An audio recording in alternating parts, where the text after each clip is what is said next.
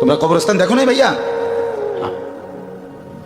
কাল্লা সাউফা তা'লামুন, আল্লাহ বলে কবরে আসলেই আমি বুঝাই দেব বান্দা আমার নাফরমানির শাস্তি কেমন।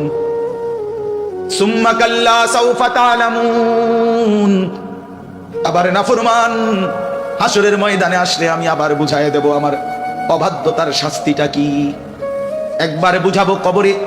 তাফসীরের মধ্যে আছে কাল্লা সাউফা তা'লামুনা ফিল কবরি সুম্মা কাল্লা সাউফা তা'লামুনা ফিল আখিরাহ। আল্লাহ বলে একবার কবরে বুঝাইবো আমারে ত্যাগ করা, আমার নাফরমানি, আমারে সিজদা না করার শাস্তিটা কি। কবরেই টের পাইবা।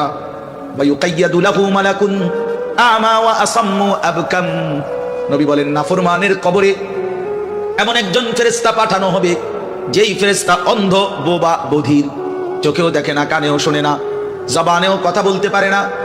ফায়ুদরাবু লাহু বিমিতরাকাতিন মিন হাদিদ দারবাতান বাইনা উদুনাইহি।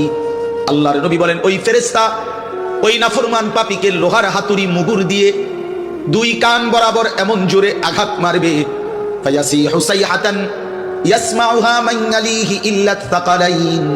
নবী বলেন নাফরমান এত জোরে চিৎকার করবে মানুষ এবং জিন ব্যতীত আল্লাহর সব সৃষ্টি শুনবে।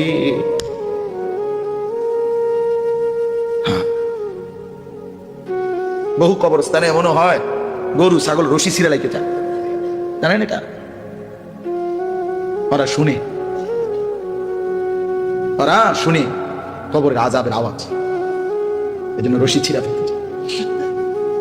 প্রিয় বন্ধু, কষ্ট পাইবা, এই অনিবার্য বাস্তবতা কবর ইমানদার হিসাবে অস্বীকার করার কোনো জো নাই। পাশ কাটাইবার কোনো সুযোগ, এই দল কিংবা এই দল।